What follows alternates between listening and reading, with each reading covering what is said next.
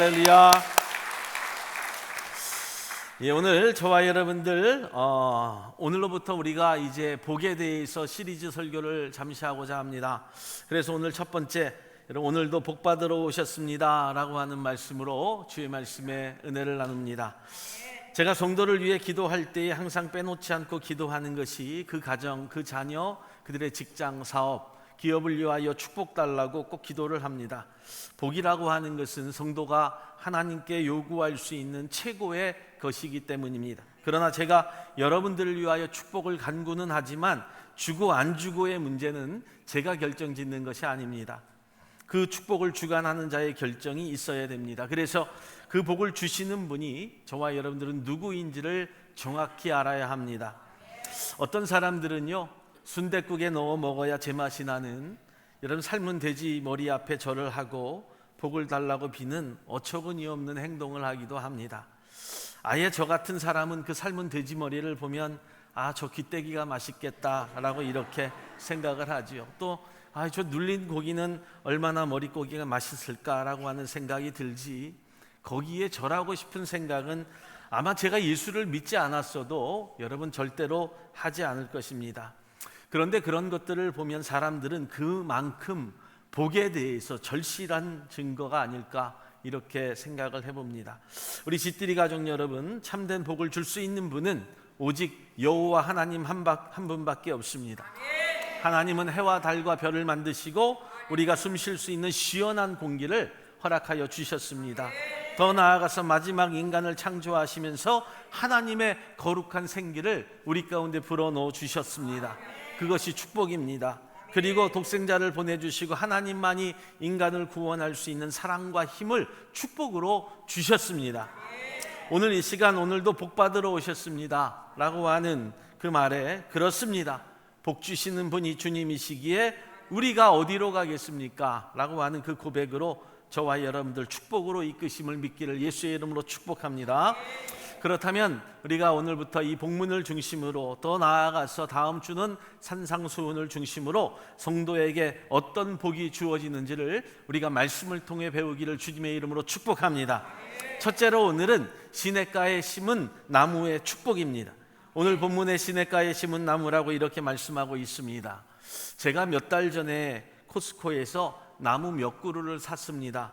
그런데 나무를 고를 때에 종류를 보았고 또 품종을 비교해 보면서, 그리고 이 나무는 어떤 꽃을 필까, 또 이 나무는 어떤 열매를 맺을까라고 하는 것을 여러분 비교해 보면서 내 마음에 꼭 드는 나무를 구입을 했습니다. 오늘 하나님이 심은 나무들은 바로 저와 여러분들입니다. 하나님께서 대충 심은 나무가 아니라 여호와 하나님이 고르고 또 고르고 여러분 심겨주신 나무가 바로 우리들입니다. 그것도 이 모든 만물의 주인이 최고의 정원사를 통하여서 가장 좋은 자리를 찾아서 심은 나무가 바로 저와 여러분들입니다. 바로 그 심은 장소가 시냇가에 심어진 나무이다. 제가 한 세트는 그래서 집에 심고 한 세트는 교회에 심으려고 제가 서둘정 권사님에게 부탁을 드렸더니 비랭키 집사님이 얼마나 나무를 잘 심어주셨기에 거기에 서둘정 권사님이 매주 물을 주고 있습니다. 그래서 소방서 옆에 보면 나무가 잘 자라고 있어요. 오늘 여기 심은 나무가는 시냇가에 심은 나무는요, 마치 한여름을 연상하듯 무더운 날씨이지만 시원한 물을 공급받는 장소를 이렇게 우리가 한번 생각해 보게 됩니다. 그런데 우리가 생각해 볼 것은 나무들이 아무리 좋은 곳, 좋은 장소에 심겨졌다 할지라도 여러분 뜨거운 여름을 다 견뎌야 합니다. 그리고 겨울에 눈이 내리면 가지가 부러지기도 합니다. 또 바람이 불면 흔들리기도 한다는 사실을 우리가 분명히 기억할 수 있습니다. 여러분, 우리가 말하는 복 있는 사람이라고 하는 것은 시냇가에 심겨졌다 할지라도 우리는 평범한 사람들이기 때문에 모든 사람들이 당하는 어려움과 실패와 때로는 질병을 앓기도 합니다. 복 있는 사람도 역시 약한 존재임에 틀림이 없습니다. 그렇다면 도대체 시냇가에 심겨진 복의 뜻은 무엇일까? 여러분, 시냇가에 심은 나무는 모진 가뭄 속에서도 뜨거운 여름 속에서도 그 시련을 극복하고 이길 수 있는 힘의 공급처가 있다는 이야기입니다. 힘의 원천을 내가 지금 소유하고 있다는 이야기입니다. 그런데 우리가 여러분 이 시냇가에 심겨진 나무라고 하는 그 뜻은 그래서 우리가 도움을 필요로 할 때 도움을 받을 수 있는 곳이 있기에 그것이 축복이라고 합니다. 그런데 여러분 문제는 심기어진 것으로 끝나는 것이 아니라 시냇가에 심기어진 나무도 물을 끌어올려야 하는 수고가 있어야 합니다. 이 말은 복을 소유한 것으로만 끝나는 복이 아니라 내가 복을 누리기 위하여 생명이 되는 물을 빨아야 된다고, 빨아들여야 한다라고 하는 수고와 노력을 필요로 하고 있다는 거죠. 바로 그것이 하나님께 우리가 은혜를 구하는 거예요. 하나님의 거룩한 축복을 소유하고 있는 것만으로 만족하는 것이 아니라 하나님의 은혜를 구하고 사는 자들이 되어야 진정한 축복이 된다는 것을 말씀하고 있는 거죠. 그런데 하나님은 우리를 은혜 받을 만한 자리에 심겨주셨습니다. 이 아예 은혜의 강가에 심겨주셨다는 겁니다. 얼마나 수월한 축복입니까? 얼마나 쉬운 축복입니까? 조금만 내가 수고해도 은혜 받을 수 있습니다. 내가 두 손을 들고 하나님의 은혜를 구할 때에 하나님은 한없는 은혜를 우리 가운데 부어주십니다. 그런데 그 수고조차도 하지 않는다면, 또 그 수고조차도 어렵다고 불평한다면 우리는 하나님의 축복을 경험하며 살 수 없다는 것입니다. 존 버전의 철로 역정이라고 하는 책을 보면 기독교인이 천당 가는 길목에 설명자의 집에 도착했을 때에 마귀가 성도의 불을 끌려고 바람을 일으킵니다. 그곳에 도착하지 못하도록 물을 붓고 온갖 몸부림치는 장면이 나옵니다. 그런데 어떤 불은요, 그 모습에 금방 불이 꺼지기도 하는데, 또 어떤 불은 걸어가면 걸어갈수록, 올라가면 올라갈수록 여러분 바람을 일으키고 올라갈수록 더 힘차게 타오르는 것을 볼 수 있었다고 합니다. 그래서 이상하게 여기서 뒤를 돌아보았더니 어떤 분이 기름통을 가지고 계속해서 여러분 그 안에 기름을 공급해주고 있었다고 하는 이야기가 있습니다. 사랑하는 여러분, 우리의 축복은 포기하지 않는 겁니다. 끝까지 우리가 걸어가야 되는 길에서 은혜를 구하고 살 수 있는 자가 축복이 되는 겁니다. 그렇습니다. 우리의 인생도 계속해서 기름을 공급해 주시는 분이 있습니다. 평생 마르지 않는 은혜의 축복을 주시는 여호와 하나님이 계심을 믿기를 예수의 이름으로 축복합니다. 성지순례를 다녀오신 분들이 요단강가를 가보고 나면 대부분 이렇게 이야기를 합니다. 에이, 이게 강이야? 여러분 아마 그렇게 생각하신 분들이 다녀오신 분들 가운데도 있을 것입니다. 그런데 시냇가에 심겨진 이 나무의 장소가 바로 요단강입니다. 그런데 여러분 역사 이래 조그만 요단강이 지금까지 마른 적이 없습니다. 그 조그만 요단강 주변에 나무들이 그늘을 만들고 그 주변을 시원하게 합니다. 요단강은 은혜로 시작된 곳이기 때문에 구속사적 의미로 보면 정말 중요한 장소입니다.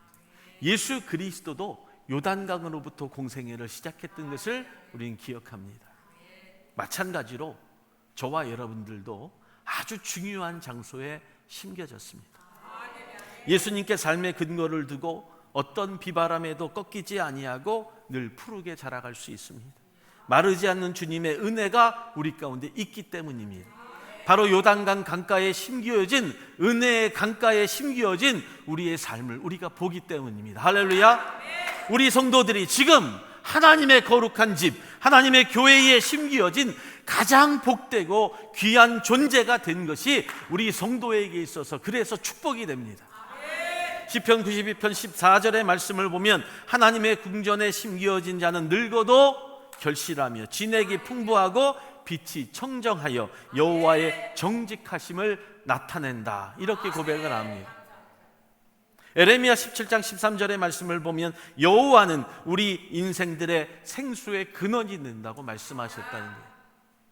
생수의 근원 되신 하나님의 집에 저와 여러분들이 뿌리를 받고 사는 사람이 마침내 영원한 마르지 않는 은혜의 복을 받고 사는 사람들임을 성경을 통해서 축복받기를 주님의 이름으로 축원을 드립니다. 그렇다면 여러분 뿌리를 박는 것은 무엇일까? 두 번째, 뿌리를 내리는 축복이 우리 성도에게 축복이 됩니다. 본문 4절과 5절까지는 복과는 거리가 먼 것이 갑자기 등장을 합니다.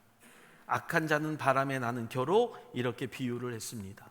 여러분, 농부가 농사를 지은 후에 알곡은 곡간에 들여보내고 쭉저기는 까불어 버립니다. 그리고 쭉저기는 그 바람에 날아가 버렸다고 성경이 이야기를 하죠. 여러분, 무슨 뜻일까요? 어떤 뜻을 가지고 있을까? 여러분, 그들은 안정성이 없기 때문에 뿌리를 내리지 못했다라고 하는 뜻이고, 주인이 비옥한 땅을 찾아 잘 심어놓은 나무인데도 불구하고 시냇가를 벗어나서 자기 마음대로 뿌리를 내렸다는 이야기입니다. 그러면 그 뿌리는 안정성이 없습니다. 아무리 좋은 곳에 심었다 할지라도 물가로 그 뿌리를 뻗어나가야 되는데, 물이 없는 곳 마른 땅으로 뿌리를 뻗어나가면 그 나무는 분명히 죽게 되어 있다는 겁니다. 깊이 뿌리지 내리지 못한 나무는 바람이 불 때 넘어지게 될 것이고 날아가 버리고 맙니다. 여러분, 복된 하나님의 집, 우리 집들이 교회에 깊이 뿌리를 내릴 수 있을 때까지 저와 여러분들이 인내하고 견디며 살아가는 성도가 되시기를 주님의 이름으로 축복합니다. 여러분, 죄송하지만 이 땅에 좋은 교회 한 군데도 없습니다. 한 군데도 없습니다. 다 똑같지 않습니까? 뭐하러 교회를 찾아 헤맵니까? 좀 더 물론 좋은 교회가 있을까라고 하는 그 마음으로 찾는다고 하지만, 여러분 똑같이 매주 같은 교회를 다녀보십시오. 찾아 헤매고 다녀보십시오. 예수님 오실 때까지 없습니다. 여러분, 내가 하나님의 교회를 선택하고 하나님의 교회에 뿌리를 내리기로 했다고 한다면, 내가 먼저 내 자아를 내려놓아야 그때 드디어 하나님과 더불어 모든 사람과 합평할 수 있음을 믿기를 예수의 이름으로 축원합니다. 그것이 나에게 축복이 된다라고 하는 사실을 잊지 말고, 한 교회 안에 믿음의 한 교회를 통하여, 여러분 말씀을 통하여 깊이 뿌리 내리는 교회와 성도가 될 때 그 사람이 축복이 되는 사람이 됩니다. 여러분, 우리나라 속담에 남이 떡이 더 커 보인다라고 하는 말이 있습니다. 그런데 그것이 정말 커서 커 보일까요? 커서 커 보일까요? 아니죠. 커 보이는 것은 다 똑같은 것이지, 여러분 둘 다 모양과 그 무게는 똑같다고 하는 겁니다. 뿌리가 깊지 아니하면 절대로 인생에 만족도 없고 복이 임하지 않습니다. 그래서 뿌리가 깊은 사람의 축복이라고 하는 것은 첫째로 성장하는 복을 주십니다. 성장하는 복을 주신다. 여러분, 오늘보다는 내일이 나아야 되지 않겠습니까? 우리 세대보다는 나의 다음 세대와 나의 자손대에서 더욱더 번성하겠다고 하는 축복이 바로 오늘의 축복이라고 하는 겁니다. 우리는 우리가 복을 받으려고 하지만 지혜로운 자는 축복의 물줄기를 따라서 세대의 축복을 말합니다. 그래서 믿음은 여러분 나로 말미암아 끝나는 것이 아니라 흘러가는 축복의 물줄기가 되어서 나의 믿음의 후대가 축복받고 살 수 있는 것은 그 믿음이 우리의 자손을 통하여 이어지는 축복이 뿌리 깊은 자의 축복이라고 하는 겁니다. 1년 내내 비가 내리지 않아서 모든 초목이 시들시들 말아 죽어가고 있지만, 내가 시냇가에 뿌리를 깊이 내리고 수분과 영양력을 섭취하면 나무는 가물면 가물수록 햇빛을 더 많이 받아서 무럭무럭 자라나갑니다. 성장하는 축복이 우리 가운데 있어야 된다는 겁니다. 우리가 주님께 뿌리를 두면 세대를 통해서 우리의 믿음과 소망과 사랑이 자라나는 성장의 축복이 우리 가운데 분명히 임합니다. 할렐루야. 두 번째는요, 잎이 마르지 아니하고 꽃이 피고 열매를 맺는 축복이 주어집니다. 요즘 저희 집에 아까도 말씀을 드렸지만 그 심어놓은 나무들이요, 얼마나 마른지 여러분 시들시들 꼭 말라 죽을 것 같습니다. 물 주는 곳과 멀기 때문에 그렇죠. 오늘 내일 합니다. 저러다가 장례를 치르는 것은 아닐까 이렇게 생각하고 있어요. 그런데 몇 달 전에 이중림 권사님이 저에게 주신 무화과 나무가 있습니다. 그런데 그 나무는요, 스프링쿨러 바로 옆에 있습니다. 쑥쑥 큽니다.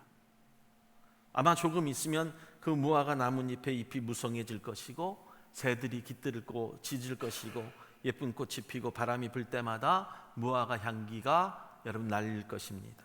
그리고 마침내 달콤한 무화과 열매를 먹게 되겠죠. 바로 이것이 열매 맺는 축복인데, 바로 물가 옆에 있기 때문에 그렇습니다. 뿌리를 깊이 내리기 때문에 그렇습니다. 그런데 이 모든 것에도 과정이 필요합니다.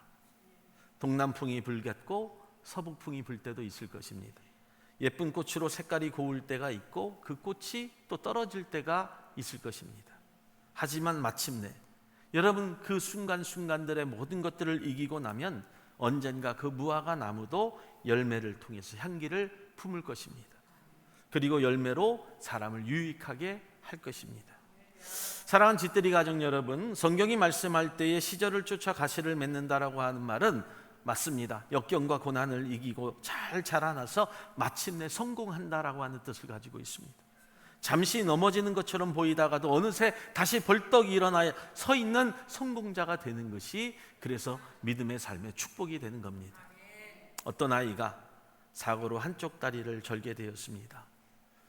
엄마와 길을 가다가 그 아이가 넘어졌는데 그 아이가 울면서 일으켜 세워달라고 하자 그 엄마는 손을 잡아주지 아니하고 홀로 일어서라고 호통을 칩니다. 여러분 얼마나 매정한 엄마일까 한번 생각해 볼 수 있겠죠. 아이 그깟 아이 한번 손 잡아주는 것이 뭐 대수라고 그렇게 혼을 내는가. 그 아이의 손을 안 잡아준 엄마는 냉정한 것 같았지만 속으로 외치고 있었습니다. 이제 곧 너의 엄마는 죽을 거야. 엄마는 암에 걸렸고 얼마 살지 못할 거야. 더 이상 내가 너와 함께 할 수 없어. 너 스스로 일어서는 훈련을 해야 해. 내가 이 세상을 이기려고 한다면, 이 어려움의 세상을 너가 극복하려고 한다면 이겨야 되지 않겠어? 라고 여러분 마음속으로 외치고 있었다는 거죠. 그리고 나는 비록 떠나지만 항상 내 마음은 그래도 너와 함께 할 거야 라고 하는 거예요.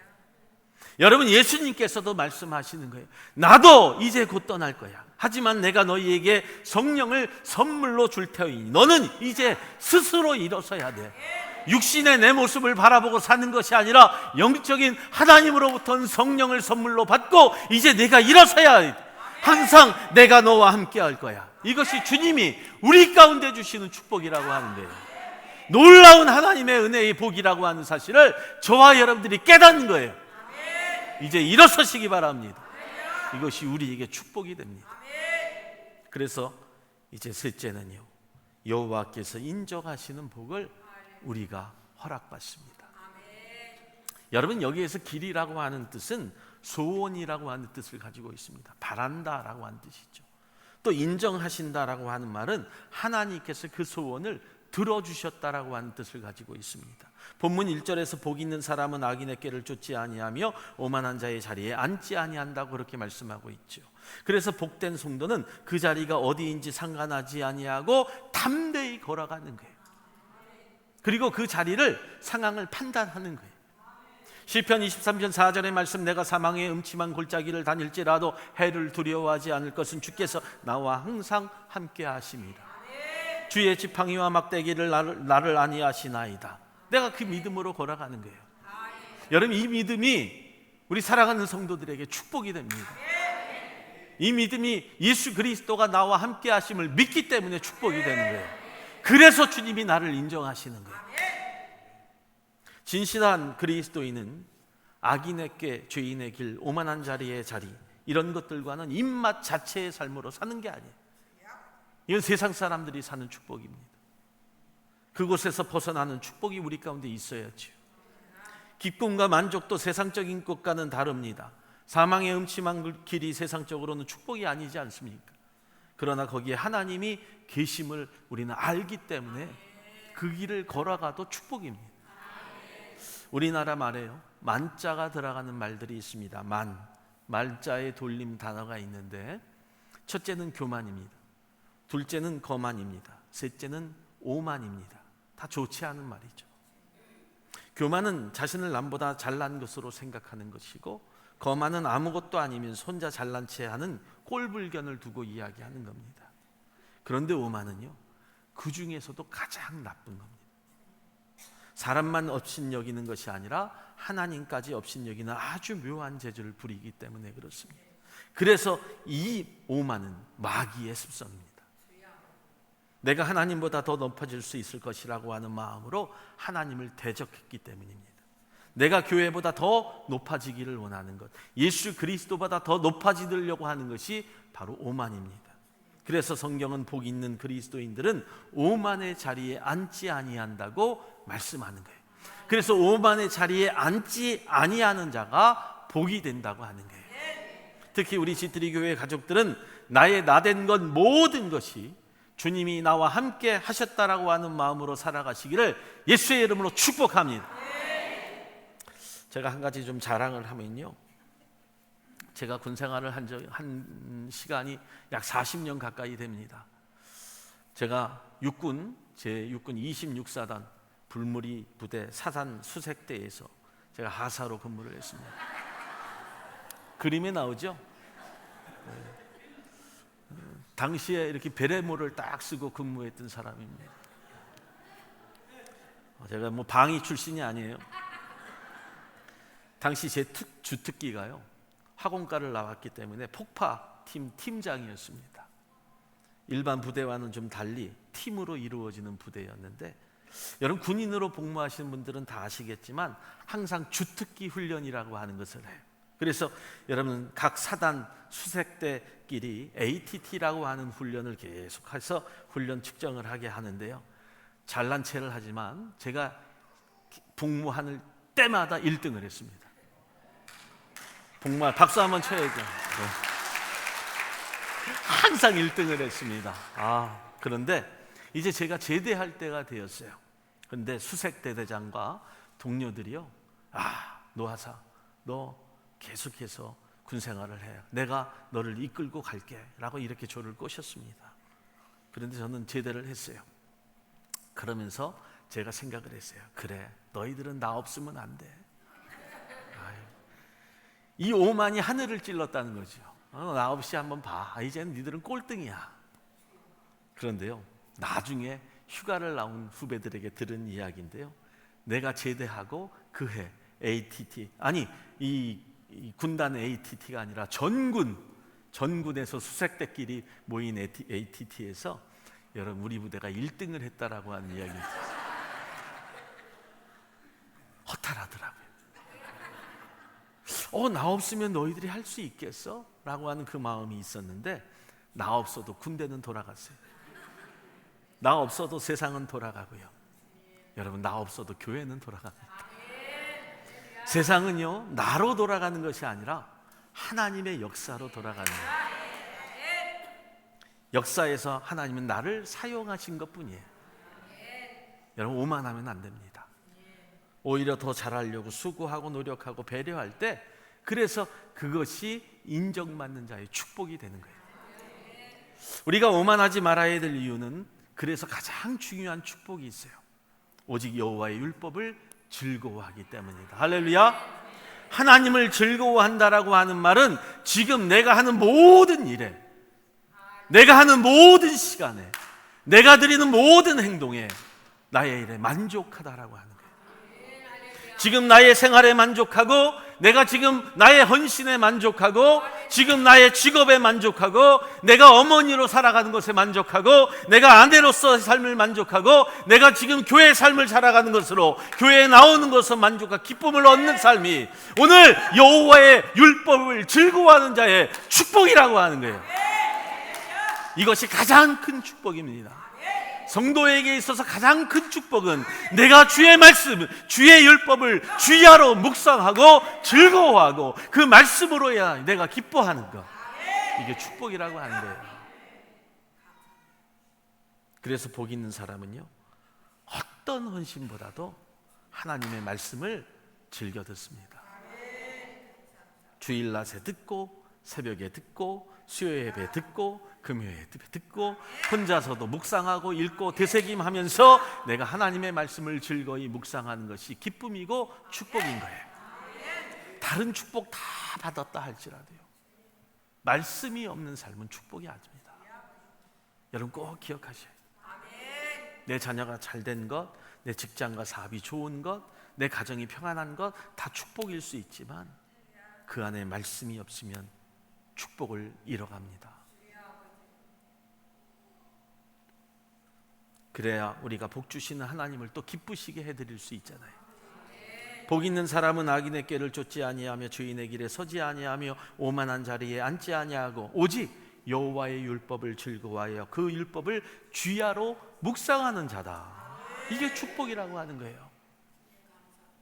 저는 시냇가에 심은 나무가 시절을 쫓아 가시를 맺으며 그 잎사귀가 마르지 아니함 같으니 그 형사가 다 형통하리로다. 여러분, 말씀을 사모하는 자의 삶이라고 하는 것은요, 마지막 다 형통하게 하신다. 말씀을 마칩니다. 오늘 우리는 복 받기 위해 왔습니다. 할렐루야. 복 받았습니다. 할렐루야. 뿌리가 깊어지는 축복과 말씀으로 사는 만족의 축복이 우리에게 축복이 되었습니다. 할렐루야. 이러한 축복이 우리의 가정, 여러분들의 가정, 자녀, 쉴터, 기업 항상 주님의 축복으로 함께 하시기를 주님의 이름으로 축원합니다. 축원합니다. 우리 하나님께 영광 올립니다.